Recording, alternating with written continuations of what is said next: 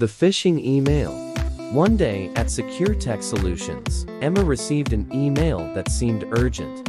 The subject line read, "Account verification required." It appeared to be from her bank, complete with their logo. Curious, Emma began reading it, but noticed several spelling mistakes and a strange sender address. Remembering her recent training on phishing, she hesitated before clicking the link. Instead, she decided to verify directly with her bank. When she called, the bank confirmed it was a phishing attempt. Relieved, Emma reported the email to IT. That recognizing these threats could protect both her personal information and the company's data. Now, let's test your knowledge with the quiz. Quiz, Phishing Awareness. Question 1. What is a common sign of a phishing email? A personalized greeting. B. Poor grammar and spelling.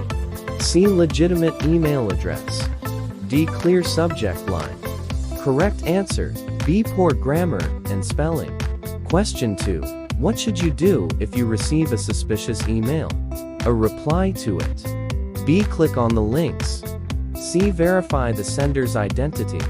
D. Forward it to colleagues. Correct answer, C. Verify the sender's identity.